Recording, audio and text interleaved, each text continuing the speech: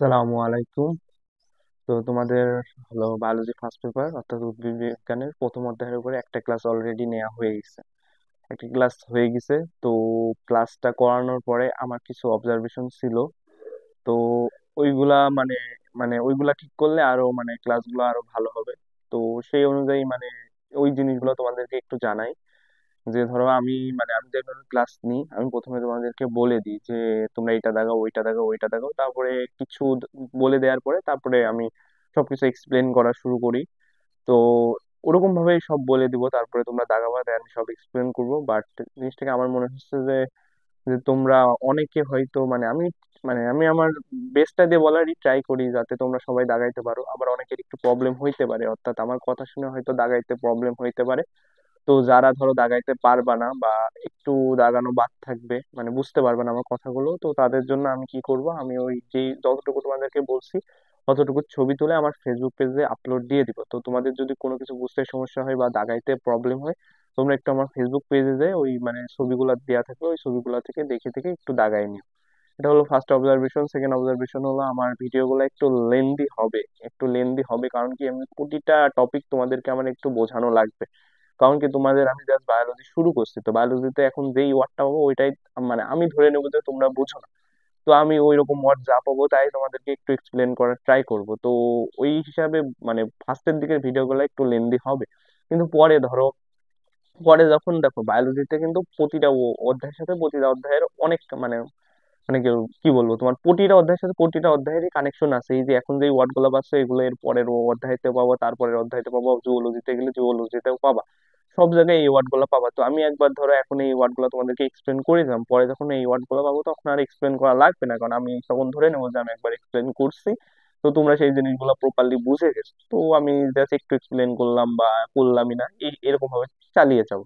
তো ফার্স্টের দিকে ভিডিওগুলো একটু লেন্থি হবে কারণ প্রতিটা ওয়ার্ড এক্সপ্লেন করা লাগবে, বাট পরের দিকে আর ভিডিওটা এত লেন্থি হবে না। তো তোমরা আগে থেকে জিনিসগুলো শিখে যাচ্ছ, তো পরে গেলে তোমরা তোমাদেরই অনেক সুবিধা হবে যে তোমাদের ওই ওই টাইমে যখন এই জিনিসগুলো পাবা তো তখন তোমরা অনেক ইজিলি বুঝে যেতে পারবা। এই জন্য আমি তোমাদেরকে এই প্রতিটা ওয়ার্ডই এক্সপ্লেন করবো, এই জন্য ভিডিওগুলো একটু লেন্থি হবে। আর হলো টাইম, তো টাইমের বিষয়টা কি, টাইমের বিষয়টা আমি ঠিক করছি যে তোমাদেরকে আমি আসলে এটা আমার আগে থেকে ঠিক করা ছিল যে আমি বেশি লেন্দি ভিডিও বানাবো না, অর্থাৎ আমার ভিডিওর টাইম তোমার 55 মিনিট থেকে 1 ঘন্টার ভিতরে রাখবো। কিন্তু সমস্যা হচ্ছে এই ধরো এইভাবে প্রতিটা টপিক বোঝাতে গেলে আসলে 1 ঘন্টার ভিতরে রাখা তো কখনো সম্ভবই না। একটা ধরো একটা নর্মাল একটা টপিকই যদি আমি তোমাদেরকে বোঝাই তাও তোমার 1 ঘন্টা পার হয়ে যাবে। তো আমি ঠিক করছি যে তোমাদের ধরো আমি একটা জিনিস প্রথমে একটা টপিক দাগাই দিব, দেন টপিকটা এক্সপ্লেন করা শুরু করব। তারপরে যখন দেখবো যে তোমার টাইমটা তোমার হলো 55 মিনিট থেকে 1 ঘন্টার ভিতরে মানে চলে গেছে, অর্থাৎ আমার মনে হচ্ছে যে টাইমটা প্রায় 1 ঘন্টার কাছাকাছি চলে গেছে, ওই টাইমে কি করবো, আমি যেখানে রয়েছে ওইখান থেকে তোমার ভিডিওটা শেষ করে দিব। দেন নেক্সট ভিডিওতে ওই যেখানে যেখানে শেষ করছি ওইখান থেকে আমি আবার নেক্সট ভিডিওটা শুরু করব। তো এইভাবে ধরো আমার ভিডিও টাইম যদি তোমার 55 মিনিট থেকে 1 ঘন্টার ভিতরে থাকে তো তোমাদের ভিডিও গুলো করতে অনেক সুবিধা হবে। সুবিধা হবে বলতে, ধরো আমি যখন তোমার এইসব অনলাইন ভিডিও করতাম তো আমার কি মনে হতো, ধরো আমি যে ভিডিওগুলো ধরো 1 ঘন্টা প্লাস যে ভিডিওগুলো দেখতাম, ওই ভিডিওগুলো দেখে আমার একটু মেন্টালি বা সাইকোলজিক্যালি একটু অন্যরকম লাগতো, মনে হতো এত বড় ভিডিও কত টাইম লাগবে, তো এরকম একটা মেন্টালি সাইকোলজিক্যাল একটা বিষয় কাজ করতো। বাট যখন আমি একটা ভিডিও দেখতাম যে video time 58 minute, 57 minute, 59 minute, তো ওই ভিডিওগুলো দেখলে কিন্তু আমার অতটা ভয় করতো না যত 1 ঘন্টার ভিডিও দেখে করতো। বাট ধরো টাইমের ডিফারেন্স কিন্তু তেমন বেশি না, 3 4 5 মিনিট এরকম একটা ডিফারেন্স, তোমার 59 মিনিটের সাথে 1 ঘন্টা সামথিং 2 3-এর একটা ডিফারেন্স। তাও ওই যে একটা কি টাইম দেখে একটা সাইকোলজিক্যাল একটা বিষয় আছে ওইটা কাজ করতো। তো আমার মনে হয় যে তোমাদের অনেকেরই এই জিনিসটা কাজ করে। তো আমি ঠিক করছি কি, তোমাদের আমি ধরো ওই আমার 1 ঘন্টা হয়ে যাওয়ার প্রায় 1 ঘন্টা হচ্ছে ওই টাইমে আমি ভিডিওটা যেখানে করতেছি ওইখানে স্টপ করলাম, স্টপ করে দেন নেক্সট ভিডিওটা আবার এরপর থেকে শুরু করলাম। তো এইভাবে ধরো ভিডিও একটু বাড়লো, বাট ওই যে টাইমের একটা বিষয়, তো তোমরা অতটা তোমাদের ঝামেলা হবে না, বা তোমরা দেখতেছো টাইমটা একটু কম আছে তোমরা ভিডিওটা করে ফেললে, তারপরে একটু ব্রেক নিলা, 10 20 মিনিটের ব্রেক নেন, তারপর নেক্সট ভিডিওতে প্রসিড করলে। একটা না 2 ঘন্টা ভিডিও করার থেকে তুমি যদি ওই ভিডিওটাই দুইটা পার্টে পার্টে করো তাইলে ওই জিনিসটা আরো ভালো হবে। এই জন্য আমি এই জিনিসটা করবো যে তোমার হলো ভিডিওটা ছোট করার ট্রাই করবো, সবই বুঝাবো বাট ভিডিওটা একটু পার্টে পার্টে করবো, তাহলে তোমাদের সুবিধা হয়। এই হলো কথা। তো এইগুলো তোমাদেরকে আগে জানিয়ে নিলাম। তো কথা না বাড়িয়ে আমার অধ্যায় আমার আজকে যে ক্লাসটা শুরু করি। তো আজকে আমার ক্লাসের টপিক হলো তোমার কোষের শ্রেণী বিভাগ। তোমার হলো বায়োলজি ফার্স্ট পেপারের চ্যাপ্টার 1 এর চ্যাপ্টার 1, যেটা মূলত তোমার কোষ নিয়ে আলোচনা করে। এই অধ্যায়ের টপিকটা হলো কি তোমার কোষের শ্রেণীবিভাগ।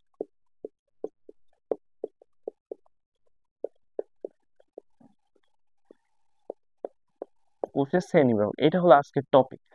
তো আজকের টপিক সম্পর্কে বলার আগে তোমরা যদি আমার আগের ক্লাসটা করে থাকো তাহলে তোমরা বুঝতে পারবে যে আগের ক্লাসে আমি মূলত তোমাদের কোর্স সম্পর্কে আলোচনা করছিলাম। তো অধ্যায়টা আমি মূলত আমার মতো বুঝিয়েছি। আমার মতো বোঝানো বলতে আমি তোমাদেরকে বেছে বেছে দাগিয়ে দিচ্ছি, দেন একটু অ্যারেঞ্জমেন্টে বুঝাইছি যে তোমাদের কোর্স সম্পর্কে যদি জানা লাগে তাহলে তোমরা প্রথমে কি জানবা, কোষের ইতিহাস, দেন হলো কোষের বৈশিষ্ট্য, তারপরে আরো কিছু জিনিস আছে তোমার কোষবিদ্যা, কোষতত্ত্ব, এগুলো সম্পর্কে তুমি একটু ধারণা নিলে তুমি মোটামুটি একটা মানে কি বলবো তোমার একটা বেসিক নলেজ কোর্স সম্পর্কে তৈরি হয়ে, ওটাই তোমাদেরকে আগের ভিডিওতে দেওয়ার ট্রাই করছি। তো ওই কোর্সের শ্রেণীবিভাগ এটাতেও তোমাদের বেসিক নলেজ প্লাস এখানে অনেক নতুন নতুন টার্ম পাবা, ওগুলো সবই আমি তোমাদেরকে এক্সপ্লেন করে দেওয়ার ট্রাই করব। তো প্রথমে আসবো বই দাগানোতে। তা আমি প্রথমে তোমাদেরকে বলবো, আমি যতটুকু সম্ভব ততটুকু মানে ক্লিয়ার ভাবে ভালোভাবে বলার ট্রাই করবো, তোমরা একটু দাগিয়ে নিও বইটা। তো টপিক কোষের প্রকারভেদ, তো তোমরা ওই মানে যেখানে আমি লাস্ট ক্লাস শেষ করছিলাম ওই পৃষ্ঠারই শেষের দিকে যাও বা অন্য পৃষ্ঠাতে থাকতে পারে, একটা টপিক আছে কোষের প্রকারভেদ, ওই টপিকটাই যাও। টপিকটাতে গেলে টপিকটাতে যাওয়ার পরে তোমার কোষের প্রকারভেদ এতটুকু দাগাও, কোষের প্রকারভেদ। তারপরে দেখবা নিচে লেখা আছে হলো শরীরবৃত্তীয় কাজের ভিত্তিতে কোষকে দুভাগে ভাগ করা হয়। তো তোমরা কিচ্ছু দাগাবে না, শুধু কাজের ভিত্তিতে এতটুকু দাগাবা, কাজের ভিত্তিতে এতটুকু, আর কিচ্ছু দাগাবে না। তারপরে যাও, তারপরে একটা পয়েন্ট আছে দেহকোষ, তোমার ব্র্যাকেটে দিয়ে আছে সোম্যাটিক সেল, এই পুরাটুকু দাগাও, দেহকোষ সোম্যাটিক সেল এই পুরাটুকু দাগাও। দাগানোর পরে তোমার একটা লাইন আছে যে কোষ জনন কোষ নয় তাই দেহকোষ, এই পুরা লাইনটুকু দাগাও। তারপরে আরেকটা লাইন আছে হলো জীবদের অঙ্গ ও অঙ্গতন্ত্র গঠনকারী কোষ, এই পুরাটুকু দেখাও, জীবদের অঙ্গ ও অঙ্গতন্ত্র গঠনকারী কোষ এতটুকু দেখাবা, পরেরটুকু দেখানো লাগবে না। তারপরে একটু করে পরে তোমার দিয়ে আছে হলো একটা ওয়ার্ড দিয়ে আছে তোমার ডিপ্লয়েড, এতটুকু দেখাও হলো ডিপ্লয়েড, একটা ওয়ার্ড ডিপ্লয়েড এতটুকু দেখাও। তারপরে ধরুন তোমার নিচে একটা লাইন দেওয়া আছে যে মানুষের দেহকোষে ক্রোমোজোমের সংখ্যা 2n = 46, মানুষের দেহকোষে ক্রোমোজোম সংখ্যা 2n = 46, এই লাইনটা দেখো। এখন এই লাইনটা তোমার একদম রিসেন্ট যে বইগুলো আছে ওইগুলাতে আছে, তোমার একটু পুরানো বই হলে এই লাইনগুলো তোমরা পাবা না। তো ধরো যাদের বইতে নাই তারা আমার কথা শুনে লাইনটা লিখে নিতে পারো, আবার না লিখলেও প্রবলেম হবে না, কারণ এই পুরা বইতে এই জিনিসটা তোমরা হাজারবার পাবা, আর এটা একটা নর্মাল জিনিস আমরা সবাই জানি। তারপরে তোমার আসতেছে নেক্সট পয়েন্ট জনন কোষ বা গ্যামিট, এই পুরা পয়েন্টটুকু দাগাও, জনন কোষও দাগাবা বা গ্যামিট এই পুরাটুকু দাগাবা।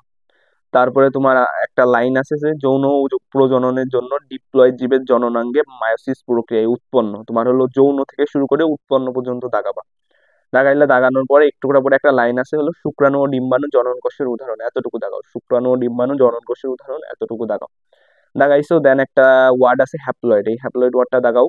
তারপরে একটা লাইন আছে মানুষের জনন কোষে ক্রোমোজোম সংখ্যা n = 23, এই পুরা লাইনটুকু দাগাও, যে মানুষের জনন কোষে ক্রোমোজোম সংখ্যা n = 23, এই পুরা লাইনটুকু দাগাও। তারপরে দেখবা আরেকটা লাইন আছে নিউক্লিয়াসের গঠনের উপর ভিত্তি করে কোষকে দুভাগে ভাগ করা যায়, এই লাইনে শুধু নিউক্লিয়াস ওয়ার্ডটা দাগাও, নিউক্লিয়াস ওয়ার্ডটা দাগাও। আর হলো তারপরে দেখবা একটা ওয়ার্ড আছে ভিত্তি, নিউক্লিয়াস আর ভিত্তি এই দুইটা ওয়ার্ড দাগাবো, আর কিচ্ছু দাগাবো না।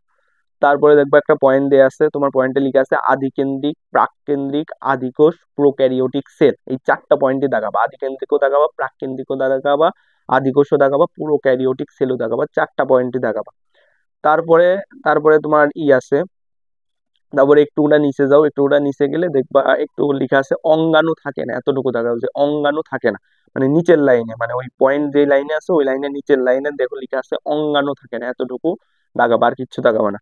তারপরে তোমার একটু এর নিচের লাইনে একটা লাইন আছে তোমার নন হিস্টোন প্রোটিন যুক্ত একটি মাত্র বৃত্তাকার কুণ্ডলিত ডিএনএ, তোমার নন হিস্টোন থেকে শুরু করে ডিএনএ পর্যন্ত পুরাটুকু দাগাও। তার একটু পরে লেখা আছে তোমার সাইটোপ্লাজম, সাইটোপ্লাজমটুকু দাগাও। তারপরে তারপরে নিচে একটা লাইন আছে সাইটোপ্লাজমে মুক্তভাবে অবস্থানকারী বৃত্তাকার ডিএনএ অঞ্চলকে নিউক্লিওয়েড বলা হয়, তো তোমরা সাইটোপ্লাজম থেকে শুরু করে বলে পর্যন্ত দাগাও, অর্থাৎ পুরা লাইনটুকুই দাগাও, যে সাইটোপ্লাজমে মুক্তভাবে অবস্থানকারী বৃত্তাকার ডিএনএ অঞ্চলকে নিউক্লিওয়েড বলে, পুরা লাইনটুকু দাগাও। তার নিচে তোমার আছে রাইবোজোম 70S, এই পুরাটুকু দাগাও যে রাইবোজোম 70S। তারপরে তোমার নিচে লেখা আছে দ্বিভাজন বা অ্যামাইটোসিস প্রক্রিয়া, এই পুরাটুকু দেখাও যে দ্বিভাজন বা অ্যামাইটোসিস প্রক্রিয়া দেখাইছো। দেন হলো নিচে যাও, উদাহরণ লিখে তোমার মাইকোপ্লাজমা, ব্যাকটেরিয়া, সায়ানোব্যাকটেরিয়া, ব্র্যাকেটে লেখা আছে তোমার ব্লু গ্রিন অ্যালগি, প্রথমে উদাহরণ ওয়ার্ডটা দেখাও, দেন মাইকোপ্লাজমা দেখাও, দেন ব্যাকটেরিয়া দেখাও, দেন সায়ানোব্যাকটেরিয়া দেখাও, দেন ব্র্যাকেটে যে ব্লু গ্রিন অ্যালগি লেখা রয়েছে এতটুকু দেখাও। দাগাইছো। দেন একটা লাইন আছে মুনেরা রাজ্যের সব জীবী আদিকোষী, এই পুরা লাইনটুকু দাগাও যে মুনেরা রাজ্যের সব জীবী আদিকোষী। তারপরে তোমার এক নিচে একটা ওয়ার্ড আছে, ওয়ার্ড না মানে একটু লেখা আছে তোমার অবাধ শোষণ, এই পুরাটুকু দাগাও অবাধ শোষণ। তারপরে তোমার নিচে আরেকটা লাইনে লেখা আছে তোমার শোষণ পদ্ধতিতে পুষ্টি ঘটে, এই পুরা লাইনটুকু দাগাও যে শোষণ পদ্ধতিতে পুষ্টি ঘটে, এই পুরা লাইনটুকু দাগাবা। দেন হলো দেখবা যে এই আদিকোষ প্যারাটার পাশে একটু ফাঁকা জায়গা আছে, ফাঁকা জায়গায় তোমরা একটা জিনিস লিখে রাখো, সুগঠিত নিউক্লিয়াস থাকে না, এই লাইনটুকু লিখে রাখো যে সুগঠিত নিউক্লিয়াস থাকে না, এই লাইনটুকু তোমরা লিখে রাখবা যে সুগঠিত নিউক্লিয়াস থাকে না আদিকোষের প্যারার পাশে। দেন হলো আরেকটা প্যারা শুরু হয়েছে, তো প্যারা যে হেডলাইন আছে প্রকৃত কেন্দ্রিক, সুকেন্দ্রিক কোষ, প্রকৃত কোষ, ইউক্যারিওটিক সেল, এখানে চারটা মানে নাম আছে, চারটা নামই দাগাবা। চারটা নাম দাগাইলে দেন এটা দেখবা নিচের দিকে লেখা আছে অঙ্গাণু থাকে, এতটুকু দাগাবা যে অঙ্গাণু থাকে, আর কিছু দাগানো লাগবে না, জাস্ট অঙ্গাণু থাকে এতটুকু দাগাও। এতটুকু দাগাইলে তারপর নিচে দেখো একটা লাইন আছে, লাইনে লেখা আছে ডিএনএ ও হিস্টোন প্রোটিনের সমন্বয়ে গঠিত, ডিএনএ ও হিস্টোন প্রোটিনের সমন্বয়ে গঠিত, এতটুকু দাগাবা। তারপরে একটু করে পরে তোমার লেখা আছে রাইবোজোম 80S, রাইবোজোম 80S এতটুকু দাগাও। তারপরে তোমার এই রাইবোজোম 80S এর পাশে লেখা আছে ডিএনএ সূত্রাকার, এতটুকু দাগাও। তারপরে লেখা আছে একাধিক ক্রোমোজোম, এতটুকু দাগাবা। কি কি দাগাবা? রাইবোজোম 80S, ডিএনএ সূত্রাকার, একাধিক ক্রোমোজোম। তারপরে তোমার লেখা আছে মাইটোসিস ও মায়োসিস, এতটুকু দাগাও। তার একটু নিচে লেখা আছে সুগঠিত নিউক্লিয়াস যুক্ত কোষ, এতটুকু দাগাও। তার একটু নিচে দেখবা কিছু উদাহরণ দেওয়া আছে, শৈবাল, ছত্রাক, ব্রায়োফাইট, স্টেরিডোফাইট, জিমনোস্পার্মস, অ্যাঞ্জিওস্পার্মস, আর হলো প্রাণীকোষ, এই পুরাটুক মানে পুরা মানে এই উদাহরণগুলো জাস্ট দাগাবা। মানে উদাহরণগুলো দাগানো বলতে শৈবাল থেকে শুরু করে অ্যাঞ্জিওস্পার্ম পর্যন্ত পুরা দাগাবা, তারপরে একটু গ্যাপ নিয়ে প্রাণীকোষটা দাগাবা। দাগাইলা দেন দেখবা একটা ওয়ার্ড আছে, ওয়ার্ড না মানে একটু জায়গায় লেখা আছে সবাট শোষণ, এতটুকু দাগাবা যে সবাট শোষণ। সবার শোষণ দাগাইলা, দাগানোর পরে একটা লাইন আছে শোষণ আত্তীকরণ ও সালোক সংশ্লেষণ পদ্ধতিতে পুষ্টি ঘটে, এই পুরা লাইনটা দাগাও। শোষণ আত্তীকরণ ও সালোক সংশ্লেষণ পদ্ধতিতে পুষ্টি ঘটে, এই পুরা লাইনটুকু দাগাও। শোষণ আত্তীকরণ ও সালোক সংশ্লেষণ পদ্ধতিতে পুষ্টি ঘটে। দেন দেখবা এই প্যারার পাশে একটা ফাঁকা জায়গা আছে, তো এই প্যারার ওই ফাঁকা জায়গাতে লেখা হলো সুগঠিত নিউক্লিয়াস থাকে, সুগঠিত নিউক্লিয়াস থাকে, এই ফাঁকা জায়গায় কি লিখবা? সুগঠিত নিউক্লিয়াস থাকে, এইটুকু এই প্যারার ফাঁকা জায়গায় লিখে রাখো। তারপর দেখবে একটা লাইন আছে প্রথম প্রকৃতকোষী ও বহুকোষী জীব হলো ব্রঙ্গীয় মরখা পুবেসকেন্স নামক লোহিত শৈবাল, তো এখানে তুমি কি দেখাবা? তুমি প্রথম প্রকৃতকোষী ও বহুকোষী জীব এতটুকু দাগাইলো, দাগানোর পরে সব স্কিপ করে ওইখানে দেখবা লোহিত শৈবাল ওয়ার্ডটা দাগাবা, অর্থাৎ তুমি দাগাবা প্রথম প্রকৃতকোষী এবং বহুকোষী জীব এই পর্যন্ত প্রথমে দাগাবা, দেন হলো লোহিত শৈবাল ওয়ার্ডটা দাগাবা, মাঝখানে আর দাগানো লাগবে না। গেল। দেন নেক্সট পৃষ্ঠাতে আসো। তো নেক্সট পৃষ্ঠাতে তোমার একটা শখ আছে, তো শখটা মূলত এই আদি কোষ আর প্রকৃত কোষ নেই, তো শখে কি কি দাগাবা? প্রথমে তোমরা আদি কোষে যাও, তো মানে প্রথমে তোমরা আদি কোষ আর প্রকৃত কোষ সেই দুইটা ওয়ার্ড দাগাইলা, দেন আদি কোষের নিচে একটা প্যারা আছে, প্যারা লেখা আছে নিউক্লিয়াস অগঠিত, এতটুকু দাগাও। প্রকৃত কোষের নিচের প্যারাতে নিউক্লিয়াস সুগঠিত, এতটুকু দাগাইলা। দেন অর্থাতের পরে একটা পুরো একটা লাইন আছে একটি ডাবল আবরণী ঝিল্লি দ্বারা পরিবেষ্টিত অবস্থায় ক্রোমোজোম নিউক্লিওপ্লাজম নিউক্লিয়াস অবস্থান করে, তোমরা একটি থেকে শুরু করে অবস্থান করে পর্যন্ত পুরাটুক দাগাবো, মানে ওই লাইনটা পুরাটুকুই দাগাবা। দেন হলো তারপরে নেক্সট পয়েন্টে কি লেখা আছে ডিএনএ বৃত্তাকার একটি হিস্টোন প্রোটিন থাকে না, এতটুকু দেখাবো। তো আদি কোশ্চেন সেকেন্ড পয়েন্টে ডিএনএ বৃত্তাকার একটি হিস্টোন প্রোটিন থাকে না, এতটুকু দেখাও। দেন হলো প্রকৃত কোষের সেকেন্ড পয়েন্টে ডিএনএ সূত্রাকার একাধিক হিস্টোন প্রোটিন আর ক্রোমোজোম, এই চারটা জিনিস দেখাবো, ডিএনএ সূত্রাকার একাধিক হিস্টোন প্রোটিন আর ক্রোমোজোম, এতটুকু দেখাবো। এবারে আদি কোষের 3 নাম্বার পয়েন্ট, 3 নাম্বার পয়েন্টে তোমার লেখা আছে আবরণী বেষ্টিত কোনো অঙ্গাণু থাকে না, তোমরা অত কিছু আবরণী বেষ্টিত দাগানোর দরকার নেই, তোমরা জাস্ট দাগাবা কোনো অঙ্গাণু থাকে না, কোনো অঙ্গাণু থাকে না, এতটুকু দেখাবা যে কোনো অঙ্গাণু থাকে না। কোনো অঙ্গাণু থাকে না নিচে একটা একটা লাইন আছে শুধু রাইবোজোম থাকে, শুধু রাইবোজোম থাকে, এতটুকু দেখাও। দেখাইলা। দেন প্রকৃত কোষের ওই সেম পয়েন্টে অর্থাৎ 3 নাম্বার পয়েন্টে তোমরা কিচ্ছু দেখাবে না, জাস্ট ওই থাকে ওয়ার্ডটা দেখাবা, থাকে ওয়ার্ডটা দেখাবা। তারপরে তোমরা আদি কোষের 4 নাম্বার পয়েন্টে আসো, এখানে লেখা আছে তোমার ribosome 70S 50S plus 30S, এই পুরা পয়েন্টটা দাগাও। প্রকৃত কোষের ক্ষেত্রে same ribosome 80S 60S plus 40S, এই পুরা পয়েন্টটা দাগাও। দেন আদি কোষের 5 নাম্বার পয়েন্টে আসো সাইটোস্কেলিটন থাকে না, এই পুরাটুকু দাগাবা, আর প্রকৃত কোষে শুধু থাকে ওয়ার্ডটা দাগাবা। তারপরে আদি কোষে যাও, আদি কোষের 6 নাম্বার পয়েন্টে 1 প্রকার দাগাও, আর প্রকৃত কোষের 6 নাম্বার পয়েন্টে 3 প্রকার দাগাও। আদি কোষের 7 নাম্বার পয়েন্টে তোমার অপেরণ থাকে, এতটুকু দাগাবা, আর প্রকৃত কোষের হলো 7 নাম্বার পয়েন্টে আর অপেরণ থাকে না, এই পুরাটুকুই দাগাবা, পুরাটুকুই দাগাবা, যে অপেরণ থাকে না দাগাবা, আবার অপেরণ থাকে এতটুকু দাগাবা। তারপরে তোমার হলো আদি কোষের 8 নাম্বার পয়েন্টে ইন্ট্রন্স নেই, ইন্ট্রন্স নেই, এতটুকু পুরা দাগাও, আর প্রকৃত কোষের 8 নাম্বার পয়েন্টে শুধু আছে ওয়ার্ডটা দাগাবা, আছে ওয়ার্ডটা দাগাবা। দেন হলো আদি কোষের তোমার 9 নাম্বার পয়েন্ট, 9 নাম্বার পয়েন্টে অ্যামাইটোসিস প্রক্রিয়া, অ্যামাইটোসিস প্রক্রিয়াটা পুরা দাগাও, আর প্রকৃত কোষের 9 নাম্বার পয়েন্টের মাইটোসিস ও মায়োসিস প্রক্রিয়া পুরাটুক দাগাও। দেন হলো আদি কোষে, আদি কোষের হলো 10 নম্বর পয়েন্টে অবাত শোষণ ঘটে, এই পুরাটুক দাগাবা। আর প্রকৃত কোষে 10 নম্বর পয়েন্টে সবাত শোষণ ঘটে, এই পুরাটুক দাগাও।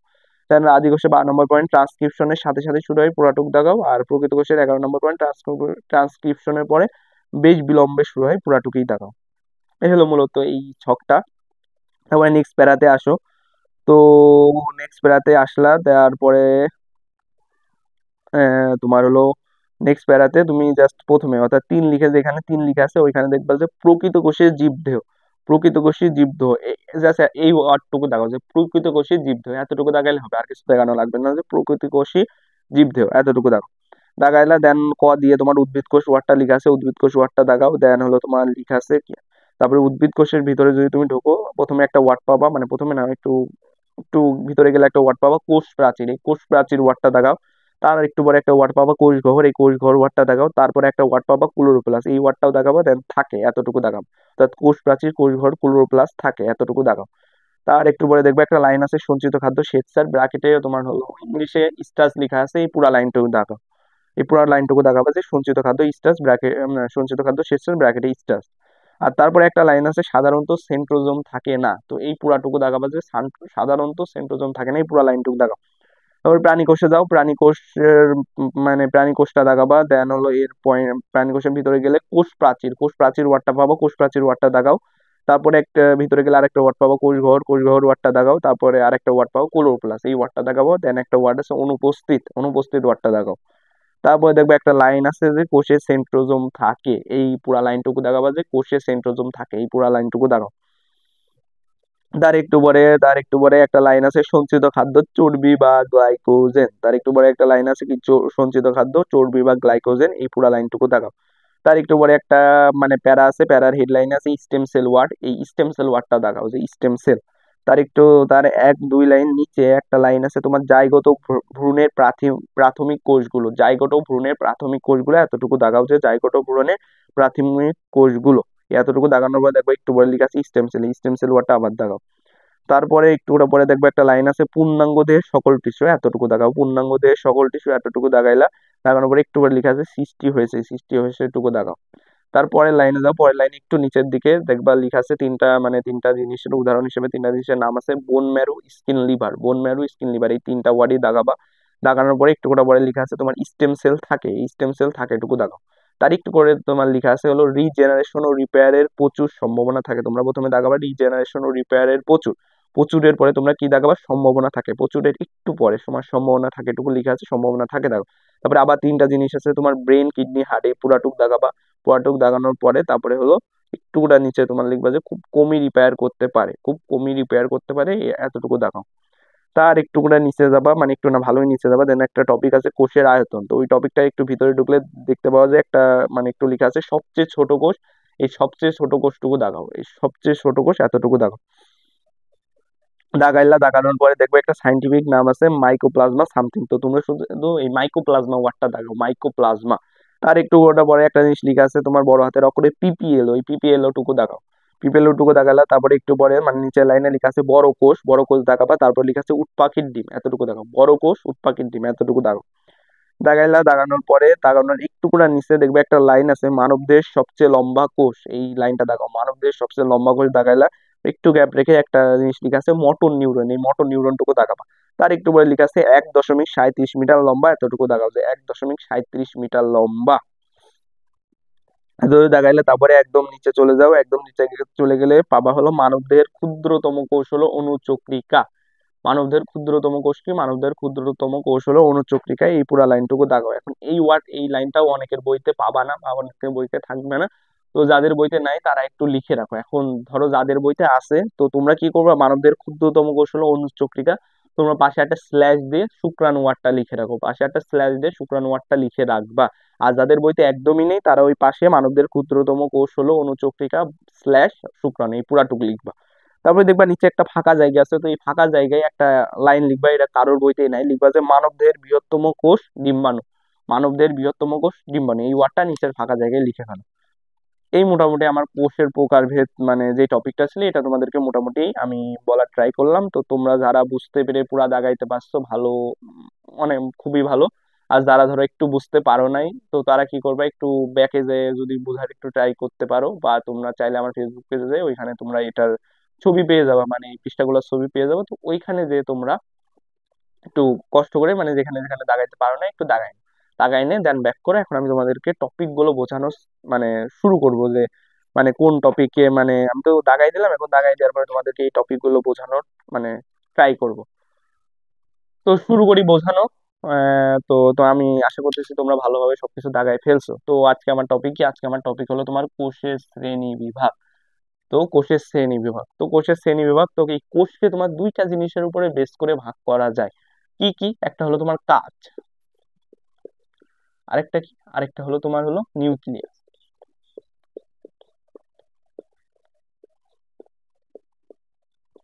এই হলো দুইটা জিনিস, এই দুইটা জিনিসের উপর বেস করে এই কোষকে ভাগ করা যায়। তো কাজের উপরে বেস করে কিসে কিসে ভাগ করা যায়, তোমার হলো দেহকোষ, আর হলো জনন কোষ।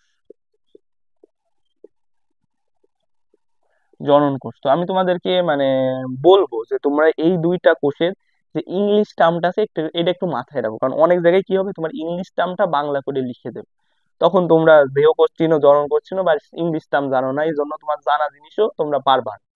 তো আমি তোমাদেরকে সাজেস্ট করবো তোমরা জাস্ট ইংলিশ টার্মটা জানবা। দেহকোষকে তোমার ইংলিশে সোম্যাটিক সেল বলা হয়,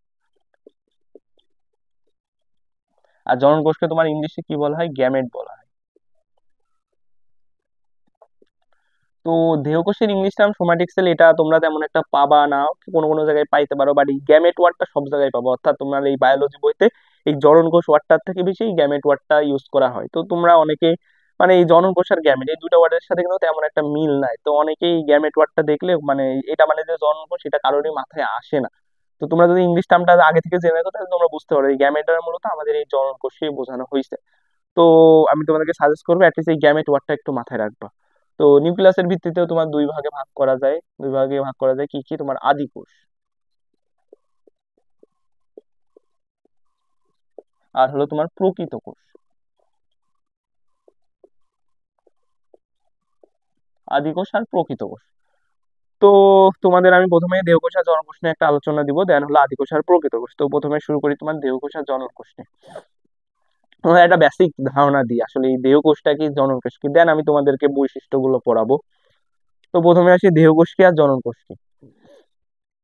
ধরো আমাদের বডি তো অনেকগুলো কোষের সমন্বয়ে গঠিত, এটা আমরা এই অধ্যায়ের প্রথমের দিকে পড়েই বুঝতে পেরেছি যে আমাদের বডি হলো তোমার অনেকগুলো কোষের সমষ্টি।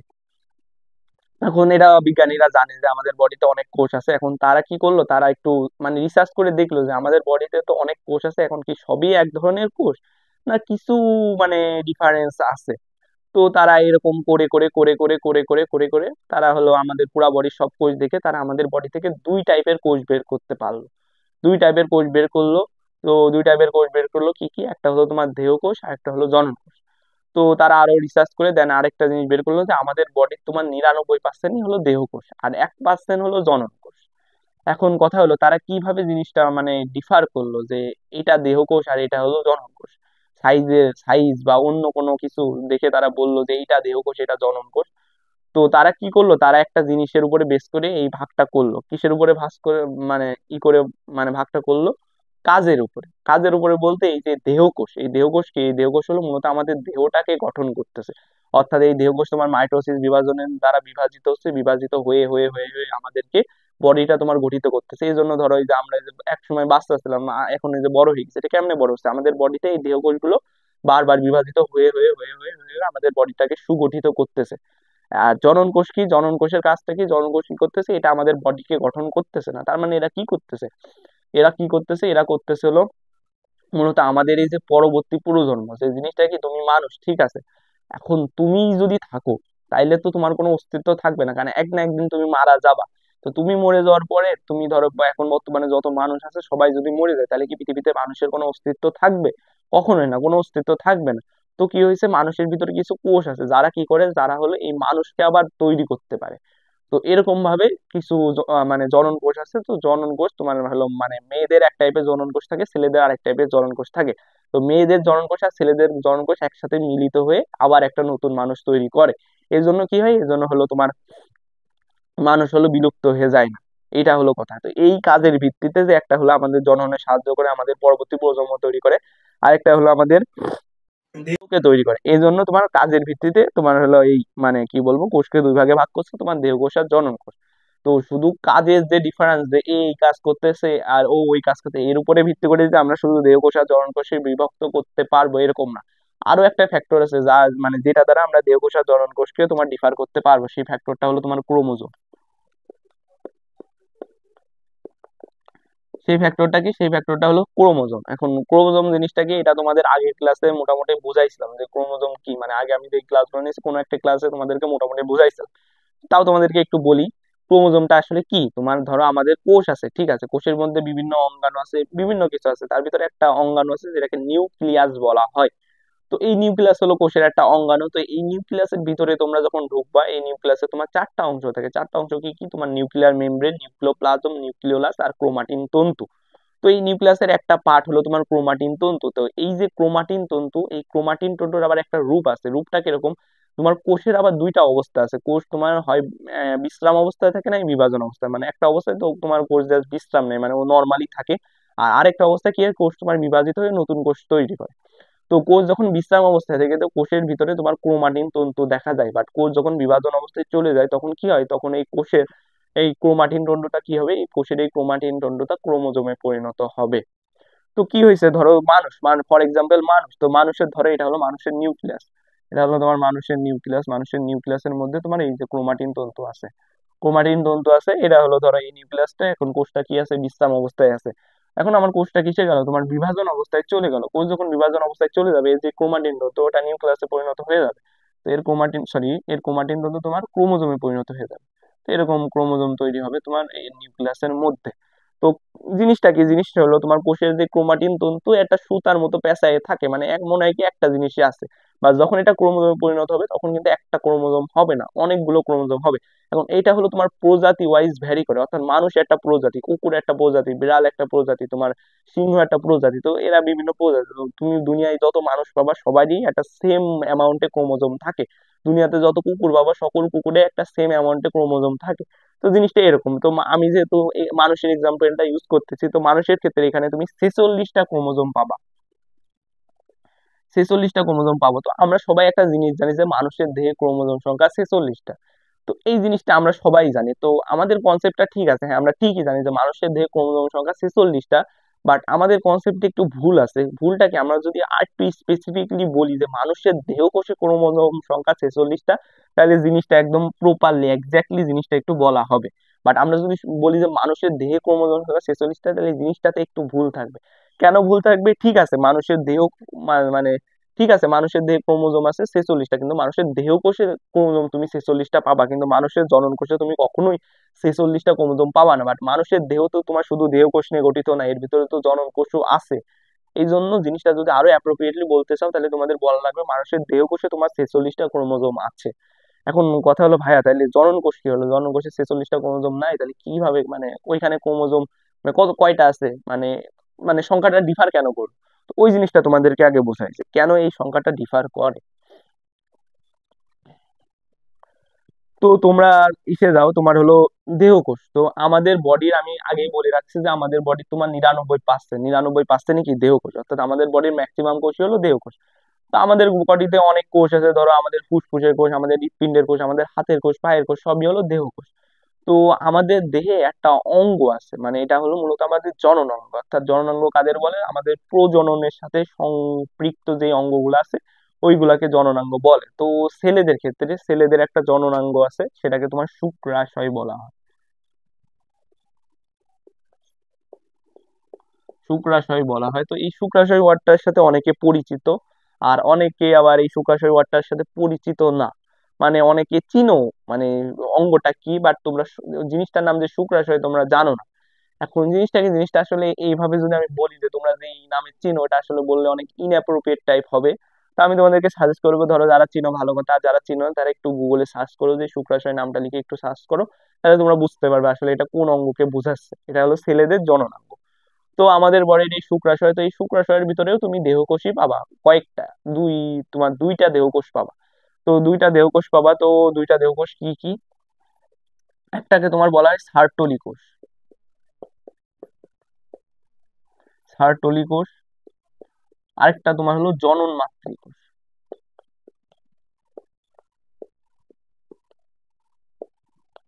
জনন মাতৃকোষ আর সার্টলি কোষ। তো আমাদের কাজ সার্টলি কোষটা নিয়ে না, আমরা জানিয়ে জেনে রাখলাম যে শুক্রাশয়ের ভিতরে দুইটা কোষ আছে, একটা হলো সার্টলি কোষ, একটা হলো জনন মাতৃকোষ। তো তোমার দুইটাই দেহকোষ।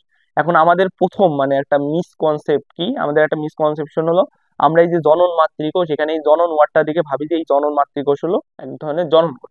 তো আমাদের প্রথমে এই কনফিউশনটা দূর করা লাগবে, এই মানে একটা ভুল ধারণাটা থেকে আমাদের বের হয়ে আসা লাগবে। আসলে এটা নামে জনন মাতৃকোষ হইলেও এটা এক ধরনের দেহকোষ, অর্থাৎ এর ভিতরে জনন ওয়ার্ডটা আছে ঠিক আছে, বাট এটা এক ধরনের দেহকোষ, এটা কখনোই জনন মাতৃকোষ মানে এটা কোনো জনন কোষ না।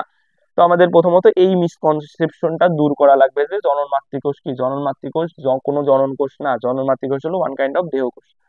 তো দেহকোষ, তো এই জনন মাতৃকোষ দেহকোষ ঠিক আছে, বাট এটার একটা মানে বৈশিষ্ট্য আছে যেটা দেহকোষ থেকে আলাদা, মানে এটা একটু ব্যতিক্রম ধর্মী দেহকোষ। অর্থাৎ আমাদের দেহে যত দেহকোষ আছে সবাই কি করে, সবাই সংখ্যা বৃদ্ধি করে। কিভাবে সংখ্যা বৃদ্ধি করে? মাইটোসিস বিভাজনের মাধ্যমে সংখ্যা বৃদ্ধি করে। বাট আমাদের যে জনন মাতৃকোষ নামক যে দেহকোষটা আছে, সে আবার তোমার মাইটোসিস শো করে না, সে মাইটোসিস কোষ বিভাজন শো করে না। সে কোন কোষ বিভাজন শো করবে? সে হলো মায়োসিস কোষ বিভাজন শো করবে। এটাই হলো তোমার ডিফারেন্স জনন মাতৃকোষে। সে কি শো করে? সে হলো তোমার মায়োসিস শো করে। সে কি শো করবে? মায়োসিস কোষ বিভাজন শো করবে। তাছাড়া আমাদের বডির বাকি যত দেহকোষ আছে সবাই কি, সবাই হলো তোমার মাইটোসিস কোষ বিভাজন শো করবে। এখন জিনিসটা কি, তোমার মাইটোসিস আর মায়োসিস সম্পর্কে আমরা কিন্তু পরিচিত, আমরা 9-10 এ মোটামুটি পড়ছি যে মাইটোসিস কি মায়োসিস কি পড়ছি। তো মাইটোসিস আর মায়োসিসের তোমার মেইন বৈশিষ্ট্য হলো তোমার মাইটোসিস কোষ বিভাজনের মাধ্যমে যে নতুন কোষ সৃষ্টি হয়, ওই কোষের ক্রোমোজোম সংখ্যা তোমার যে মাতৃকোষ থাকে, অর্থাৎ যে কোষ থেকে সৃষ্টি হয় ওই মাতৃকোষের ক্রোমোজোম সংখ্যা সমান হয়। অর্থাৎ মাইটোসিসে তোমার ক্রোমোজোম সংখ্যার কোনো পরিবর্তন হয় না। এই জন্য কি হয়, আমাদের বডির সকল দেহকোষে তোমার ক্রোমোজোম সংখ্যা 46টাই থেকে যায়। বা কাহিনী করে এই জনন কোষ, অর্থাৎ এই যে জনন মাতৃকোষ, সে হলো তোমার হলো মায়োসিস প্রক্রিয়ায় বিভাজিত হয়। মায়োসিস প্রক্রিয়ায় বিভাজিত হয়ে সে হলো আমাদের এই জনন কোষটা তৈরি করে। তো আমরা মায়োসিস সম্পর্কেও একটা বৈশিষ্ট্য জানি যে মায়োসিস কোষ বিভাজনে যে নতুন মানে নতুন কোষ তৈরি হয় তার ক্রোমোজোম সংখ্যা মাতৃকোষের অর্ধেক হয়। অর্থাৎ ধরো এই আমার জনন মাতৃকোষে ক্রোমোজোম সংখ্যা 46টা আছেই, মানে এটা যেহেতু একটা দেহকোষ সেখানে 46টা ক্রোমোজোম থাকবে।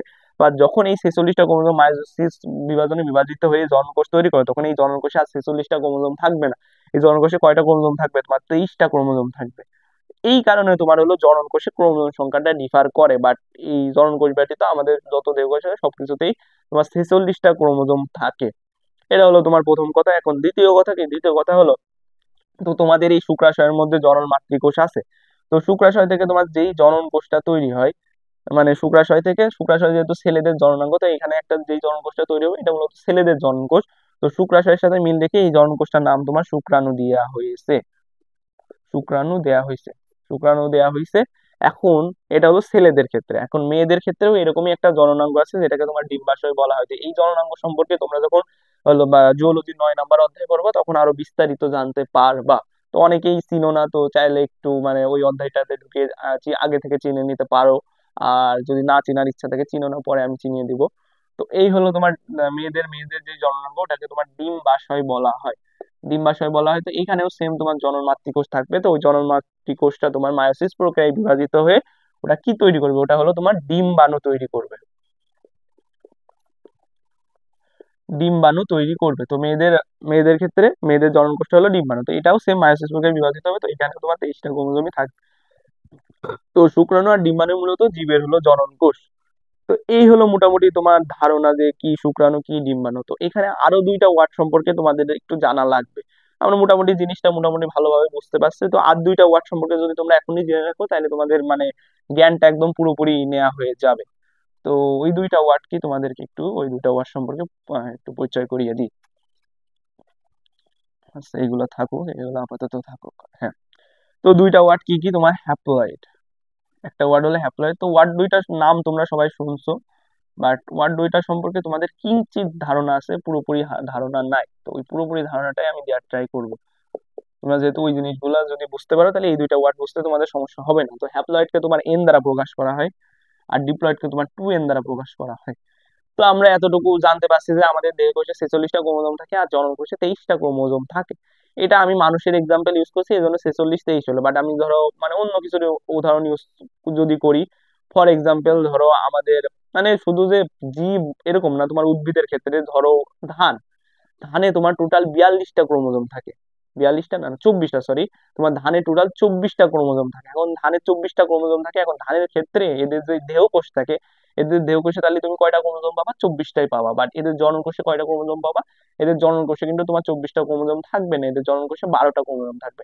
সেম ওয়েতে তুমি একটা জীব পড়বা, হাইড্রা বলে এটাকে। এটাকে তুমি তোমার জীববিজ্ঞানের দ্বিতীয় অধ্যায়তে এটা সম্পর্কে, মানে জুওলজির দ্বিতীয় অধ্যায়তে এটা সম্পর্কে বিস্তারিত আলোচনা করেছে। তো ওইটা দিয়ে তোমার 32টা ক্রোমোজোম থাকে হাইড্রাতে। ওর দেহকোষে 32টা ক্রোমোজোম পাবা, বাট ওর জনকোষে তাহলে কয়টা ক্রোমোজোম থাকবে? ওর জনকোষে তোমার 16টা ক্রোমোজোম থাকবে। তো এরকম ভাবে বিভিন্ন জীবের বিভিন্ন রকম থাকবে। এখন বিজ্ঞানীরা মানে মাথায় আনলো যে এই বিভিন্ন জীবের বিভিন্ন রকম ক্রোমোজোম আছে, তো এটাকে আমরা ইনকমন একটা ওয়ার্ড দ্বারা প্রকাশ করব। তো তারা সেই জিনিসটা প্রকাশ করার জন্য এই দুইটা ওয়ার্ড আছে, হ্যাপ্লয়েড আর ডিপ্লয়েড। তো ঠিক আছে, হ্যাঁ, তোমার জীবে 46টা ক্রোমোজোম আছে, তো আমরা ওটাকে 46 বলবো না, আমরা ওটাকে সেট আকারে প্রকাশ করব। তারা হলো ওই জিনিসটাকে সেট আকারে প্রকাশ করছে। সেট আকারে প্রকাশ করছে বলতে তোমার ধরো জনন কোষে কয়টা ক্রোমোজোম থাকে? অর্ধেক ক্রোমোজোম থাকে। মানুষের ক্ষেত্রে জনন কোষে 23টা ক্রোমোজোম থাকে। তো তারা ধরছে যে তোমার প্রতিটা জীবের জনন কোষে এক সেট ক্রোমোজোম থাকে, এক সেট ক্রোমোজোম থাকে, তারা এইভাবে ধরে নিচ্ছে। তার মানে কি, জনন কোষে যদি এক সেট ক্রোমোজোম থাকে জীবে, তাহলে তার দেহকোষে কত থাকবে? দেহকোষে তোমার অবশ্যই 2 সেট ক্রোমোজোম থাকবে, কারণ অলওয়েজ তোমার দেহকোষে জনন কোষ থেকে ডবল ক্রোমোজোম থাকে। তার মানে কি, তোমার দেহকোষে 2 সেট ক্রোমোজোম থাকে, 2 সেট ক্রোমোজোম থাকবে। তো তারা এইভাবে জিনিসটা প্রকাশ করছে। তো তারা তো আর বলতে পারতেছে না যে জনন কোষে এক সেট, দেহকোষে 2 সেট, এমনি তো বলা যায় না। তো তারা সেজন্য দুইটা টার্ম ইউজ করছে, একটা হলো তোমার হ্যাপ্লয়েড আর একটা হলো ডিপ্লয়েড। তো এই হ্যাপ্লয়েড মূলত এই এক সেট ক্রোমোজোমকে নির্দেশ করে, আর ডিপ্লয়েড হলো কি, ডিপ্লয়েড হলো 2 সেট ক্রোমোজোমকে নির্দেশ করে। এই জন্য এটাকে এন দ্বারা প্রকাশ করা হয়, এটাকে 2n দ্বারা প্রকাশ হয়। এন দ্বারা মূলত একটা সেট বোঝায়, আর 2n দ্বারা হলো দুইটা সেট বোঝায়। অর্থাৎ এই এক সেট, তারপর ওটাকে তুমি যদি 2 গুণ করো তাহলে ওটা 2 সেট হয়ে যাবে। তো এই এক সেট আর 2 সেট বোঝানোর জন্যই মূলত তোমার হ্যাপ্লয়েড আর ডিপ্লয়েড মানে এই পদ্ধতিটার উদ্ভাবন। তো এই জিনিসটা তাইলে তুমি বুঝতেই পারছো যে মানে আমাদের যে জনন কোষটা হয়, জনন কোষটা কি হয়? হ্যাপ্লয়েড হয়। অর্থাৎ মানে আমাদের দেহের যে কোষগুলাতে আমাদের মানে মূল মানে দেহকোষের অর্ধেক ক্রোমোজোম থাকে, ওইগুলো মূলত হ্যাপ্লয়েড। আর আমাদের দেহকোষ হলো ডিপ্লয়েড। তো ওই জন্য তোমার হ্যাপ্লয়েড আর ডিপ্লয়েডের ধারণাটা করা হয়। তো এই দুইটা ওয়ার্ড সম্পর্কে, এই দুইটা ওয়ার্ড তোমরা বায়োলজিতে যেখানেই যাবা সেখানে এই দুইটা ওয়ার্ডের মানে প্রয়োজনীয়তা অনুভব করতে পারবা। তো এই হলো তোমার হ্যাপ্লয়েড আর ডিপ্লয়েড। তো মানে মোটামুটি তোমরা হ্যাপ্লয়েড আর ডিপ্লয়েড সম্পর্কে একটা ভালো ধারণা পেয়ে গেলা। এই আর কি, ও আচ্ছা, এখানে তোমাদের আরেকটা জিনিস বলি। আরেকটা জিনিস কি, আমি যখন ধরো তোমার 11-12 এর শুরুর দিকে ছিলাম, তো আমার এই হ্যাপ্লয়েড আর ডিপ্লয়েড ওয়ার্ডটা গুলাই যেত বলতে আমার মাথায় চলে আসতো ডিপ্লয়েড হয়তো এন, হ্যাপ্লয়েড হয়তো 2n, এইভাবে জিনিসটা গুলাই যেত।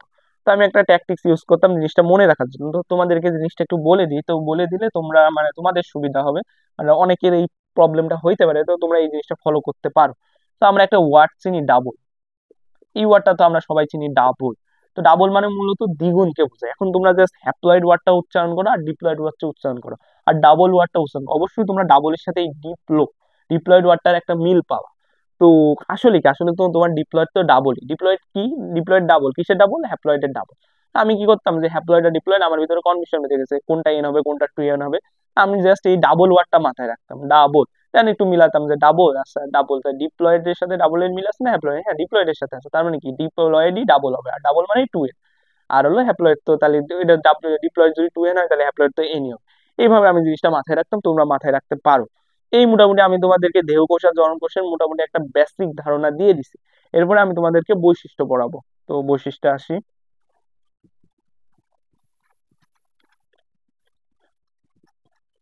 তো বৈশিষ্ট্য আছে তো, এটা তোমাদেরকে কিভাবে পড়াবো এটা তোমাদেরকে আমি বলি, তোমাদেরকে একটা সাজেশন দিই। সাজেশনটা কিভাবে দিব? সাজেশনটা হলো, ধরো তোমরা বায়োলজিতে কোনো প্রকারভেদ পড়তেছো বা কোনো কিছু পড়তেছো, তো তোমার সবসময় ট্রাই করবা যে ওই জিনিসটা আরেকটা জিনিসের সাথে মিলায়ে পড়া, আটটা জিনিসের সাথে মিলাই পড়বা। ধরো এই যে আমি এখানে দেহকোষ আর জননকোষের বৈশিষ্ট্য তোমাদেরকে পড়াবো, আমি কিন্তু এরকম ভাবে তোমাদেরকে পড়াবো না যে দেহকোষের বৈশিষ্ট্য এইটা একবার পড়াই নিলাম, দেন জননকোষের বৈশিষ্ট্যটা এইটা, ওই ওই আরেকবার পড়াই না, এরকম করবো না।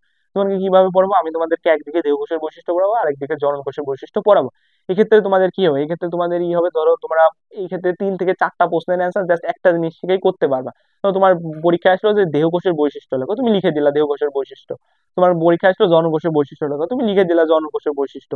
তোমার পরীক্ষা আসলো দেহকোষ আর জনকোষের মধ্যে কি মিল আছে, লিখে দিলা। দেহকোষ ও জনকোষের মধ্যে কি পার্থক্য আছে, কি অমিল আছে, সেটাও তুমি লিখতে পারবা। তো এই একটা জিনিস দিয়ে তুমি অনেক কিছু কিন্তু করতে পারো, এই জন্য এরকম ভাবে পড়ার ট্রাই করবা। তো আসি তোমার হলো বৈশিষ্ট্যে, তোমার দেহকোষ আর জনকোষ।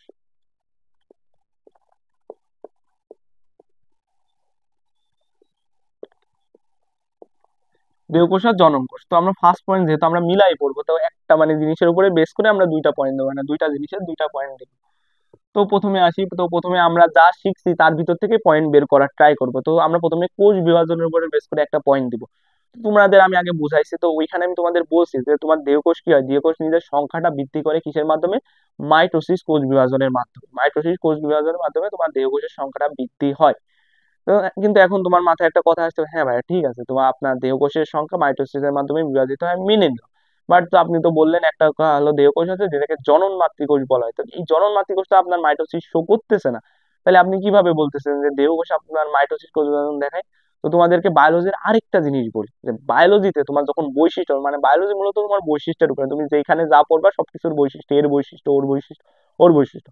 তো বায়োলজিতে যখন বৈশিষ্ট্যটা দেওয়া হয়, ওটা একটা ইনকমন বৈশিষ্ট্য দেওয়া হয় না, মানে ধরো ধরো তুমি যখন শৈবাল ছত্রাক পড়বা, তোমার ওইখানে লেখা থাকবে শৈবালের বৈশিষ্ট্য, ছত্রাকের বৈশিষ্ট্য। এখন শৈবাল বলতে কিন্তু তোমার অনেক ধরনের শৈবাল আছে পৃথিবীতে, অনেক টাইপের শৈবাল আছে। এখন শৈবালের ওরা কিছু বেসিক বৈশিষ্ট্য দেবে, তো এই বৈশিষ্ট্যগুলা কিন্তু কিছু কিছু শৈবালের সাথে মিলবে না, বাট ওরা তাও ওইটাকে লিখে রাখে শৈবালের বৈশিষ্ট্য, এরকম ভাবে বলেও দেয় না যে এই শৈবালটার সাথে মিলবে না, ওই শৈবালের সাথে মিলবে না। কেন এরকম করে? এটা করার কারণ হলো বায়োলজিতে তুমি 100% দিতে পারবা না যে এই বৈশিষ্ট্যটা সবার ক্ষেত্রেই খাটবে, বাট তুমি একটা ইনকমন একটা বৈশিষ্ট্য ধরলে যে এটা হলো মানে ধরো শৈবাল, শৈবাল তো অনেক শৈবাল আছে, তো এই বৈশিষ্ট্যগুলা 70 থেকে 80% শৈবালের সাথেই মেলে, তাহলে আমি দিয়ে দিলাম যে এইগুলাই মূলত শৈবালের বৈশিষ্ট্য। তো ওইটাই তোমার বায়োলজিতে যখন বৈশিষ্ট্য দেওয়া হয়, বৈশিষ্ট্য কখনোই তোমার ওই 100% সবার কথা চিন্তা করে দেওয়া হয় না, বায়োলজিতে ব্যতিক্রম থাকা স্বাভাবিক, না থাকাটাই অস্বাভাবিক। তো এখানে তুমি ব্যতিক্রম পাবা, বাট তোমার মানে তুমি ম্যাক্সিমামের কথা চিন্তা করবে যে হ্যাঁ ঠিক আছে, আমার দেহকোষ হলো আমার দেহকোষের মধ্যে একটা দেহকোষ আছে জন্মমাতৃকোষ, এটা মায়োসিস দেখাচ্ছে ঠিক আছে, বাট আমার বডিতে তো 99% দেহকোষ, তার ভিতরে মাত্র একটা দেহকোষ হলো মায়োসিস দেখাচ্ছে, বাট বাকিরা সবাই তো মাইটোসিস দেখাচ্ছে। তার মানে আমি বলতে পারবো যে আমার দেহের এই দেহকোষ মাইটোসিস কোষ বিভাজন দেখায়, কারণ ওইটা হলো ব্যতিক্রম, জনন মাতৃকোষ কি ব্যতিক্রম। তো তাহলে আমরা কি লিখবো যে দেহকোষ কি করে, মাইটোসিস কোষ বিভাজন দেখায়। তো দেহকোষে আমরা কি দেখতে পাবো, মাইটোসিস বিভাজন দেখবো, বিভাজন দেখবো। তো এই হলো আমার প্রথম পয়েন্ট। তো আমরা যেহেতু কোষ বিভাজনের উপরে বেস করে পয়েন্ট দিব, তো জনন কোষের উপরে আমরা এই মাইটোসিস বা মায়োসিসে একটা পয়েন্ট দিব। তো এখন কথা হলো তোমার জনন কোষ কি, জনন কোষ হলো মূলত আমাদের শুক্রাণু আর ডিম্বাণু, তাই তো? আমাদের শুক্রাণু আর মেয়েদের ডিম্বাণু, এই দুইটাই মূলত জনন কোষ। এছাড়া মানে শুধু মানুষের ক্ষেত্রে এমন না, পুরা জীবে মানে যত জীব আছে তো এদের মধ্যে এই শুক্রাণু আর ডিম্বাণু ছাড়া অন্য কোনো জনন কোষ পাবা না।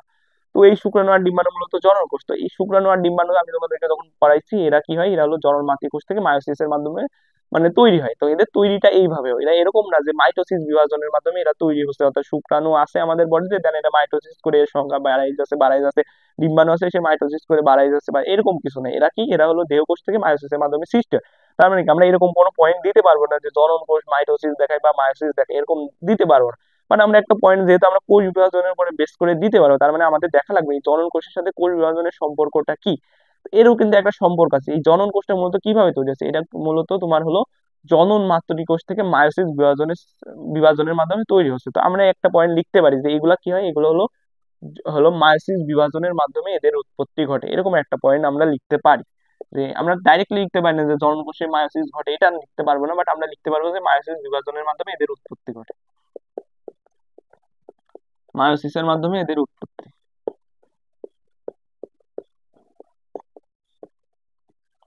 তো তোমাদেরকে একটা কথা বলি যে আমার বোর্ডের লেখা খুবই বিভৎস, মানে আমার নর্মাল লেখা খারাপ, বোর্ডের লেখা আরো খারাপ হয়ে যায়। আর আমার একটা না অনেক বেশি লিখতে মানে একটু কেমন যেন লাগে, এই জন্য আমি একটু কিরকম কিরকম করে লিখি, কিছু কিছু স্কিপ করি।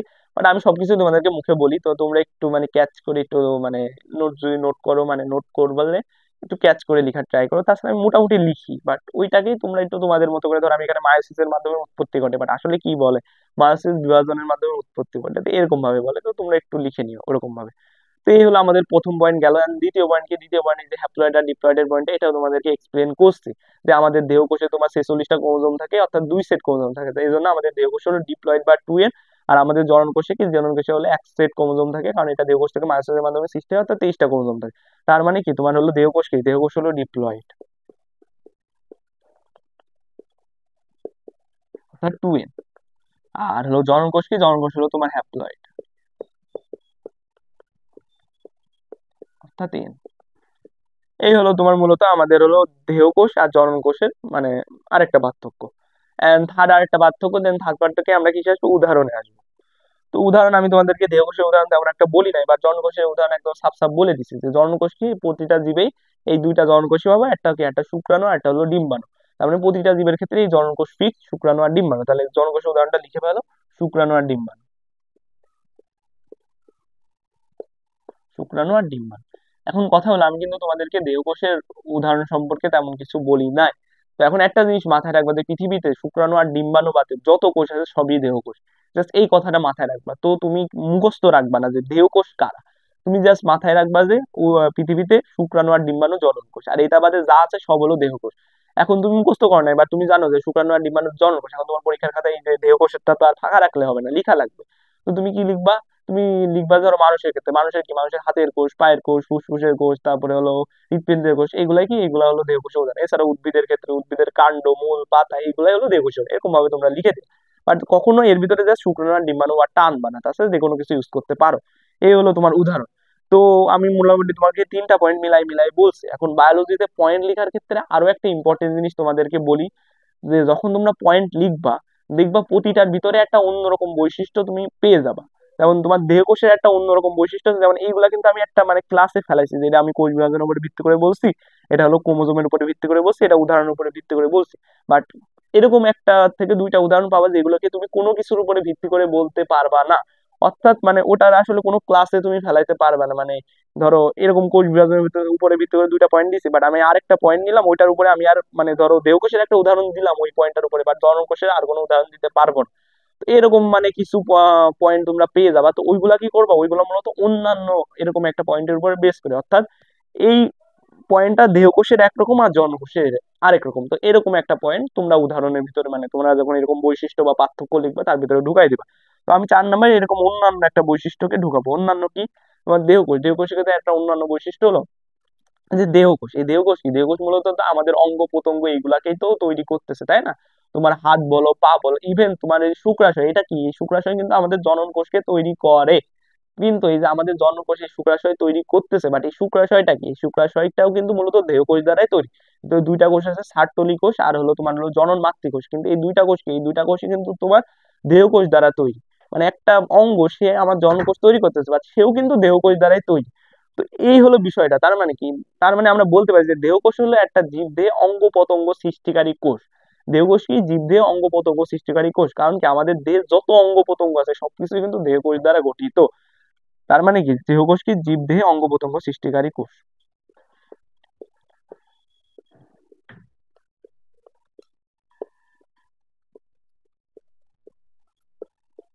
লিখে নিও যে দেহকোষ হলো জীবদেহে অঙ্গ প্রত্যঙ্গ সৃষ্টিকারী কোষ।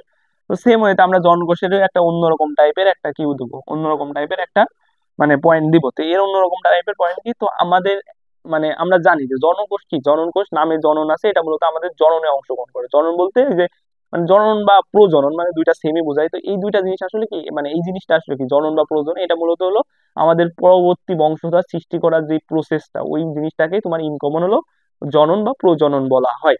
তো তার মানে কি, এই জনন কোষটা আমাদের তখনই লাগবে যখন আমরা হলো পরবর্তী মানে প্রজন্ম তৈরি করব, তখনই মূলত এই মানে জনন কোষের আমাদের প্রয়োজন হয়। তো আমাদের যে প্রজননটা হয় বা জননটা হয় ওটাকে তোমার যৌন জনন বলা হয়। শুধু আমাদের না, তোমার ম্যাক্সিমাম জীবেরই কি এই যৌন জননের মাধ্যমে বংশধর সৃষ্টি হয়। আরেকটা জনন আছে, যেটাকে কি বলা হয়, ওই জননটাকে তোমার অযৌন জনন বলা হয় বা অযৌন প্রজনন বলা হয়। মানে মানে আরেকটা জনন আছে, অর্থাৎ তোমার জনন বা প্রজনন এটাকে তুমি দুই ভাগে ভাগ করতে পারবা।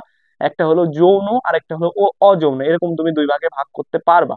তো এই দুইটা ভাগের মধ্যে মানে ম্যাক্সিমাম জীবের ক্ষেত্রে মানে জনন কোষের দরকারটা মূলত এই যৌন প্রজননের ক্ষেত্রে হয়। অযৌনের ক্ষেত্রে তোমার জনন কোষের কোনো প্রজনন নাই, মানে প্রয়োজন নাই। তো এই যৌন প্রজননের জন্য মূলত তোমার এই জনন কোষগুলো লাগে। তাহলে তুমি জিনিসটা একটা পয়েন্ট লিখতে পারো যে যৌন প্রজননের সময় আমাদের জনন অঙ্গে জনন কোষের সৃষ্টি হয়। অর্থাৎ আমার এই পয়েন্টটা মূলত বেস করি এই ওয়ার্ডটার উপরে বেস করে, যৌন প্রজনন।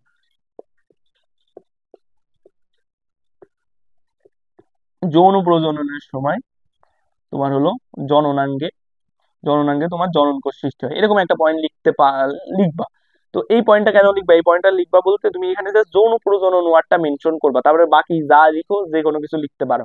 কারণ তোমার স্যার এখানে এই যৌন প্রজনন ওয়ার্ডটাই খুঁজবে, আর কোনো ওয়ার্ড খুঁজবে, এই যৌন প্রজনন দেখবে বুঝতে পারবে যে এটা আসলে জনন কোষের সাথে সম্পৃক্ত, সে তোমাকে নাম্বার দিয়ে দিবে। এই হলো মোটামুটি তোমার দেহকোষ আর জনন কোষের বৈশিষ্ট্য। এখন কি কি শিখলাম, প্রথমে শিখলাম কোষ বিভাজনের উপরে বেস করে। কোষ বিভাজন কি, তোমার দেহকোষ হলো মাইটোসিস শো করে, আর জনন কি হলো মায়োসিসের মাধ্যমে সৃষ্টি হয়।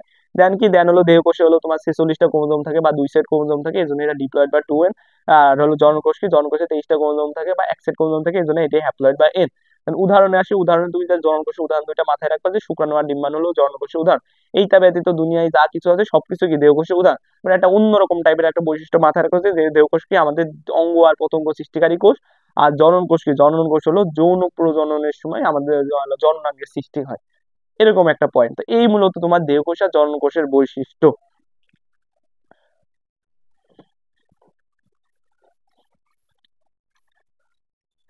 তো আমি মোটামুটি তোমাদের দেহকোষ আর জনকোষের বৈশিষ্ট্যগুলো এক্সপ্লেন করলাম। তো তোমাদেরকে আগে বলছি যে ভিডিও বেশি লেন্দি করবো না, যত কম রাখা যায় রাখবো, ভিডিও বেশি হোক ওটা বিষয় না, বাট তোমাদের বেশি টাইম দিয়ে ই করলে মানে ভিডিও অনেক লেন্দি হয়ে যাবে। আর প্লাস প্রথমে যেহেতু দাগাইয়ে দিছি এই জন্য একটু লেন্দি হয়ে গেছে। তো এটা মানে এটা বিষয় না। দেন মানে আজকের ভিডিওটা আমি মানে এই পর্যন্তই রাখবো। তারপরে এই যে তোমার দেহকোষ আর জনকোষ কমপ্লিট করলাম, নেক্সট ক্লাসে আমি নিউক্লিয়াসের উপরে ভিত্তি করে যে আদিকোষ আর প্রকৃত কোষ আছে ওটার বৈশিষ্ট্যটা কাভার করব। ওটার বৈশিষ্ট্য কভার করব। আর এই যে এই ভিডিওটা মানে যেখান থেকে মানে আমি আজকের ভিডিওটা শেষ করতেছি, ওইখান থেকে আমি আমার নেক্সট ভিডিওটা শুরু করবো। তো এরকম ভাবেই পার্ট পার্ট করে আমি ভিডিওগুলো মানে একটা টপিককে যত পার্ট করা যায় আমি পার্ট পার্ট করে দিব, বাট আমি লেন্থটা বেশি বাড়াবো না। তো আজকের ভিডিও এখানে শেষ করতেছি, নেক্সট ভিডিওতে দেখা হবে। আসসালামু আলাইকুম।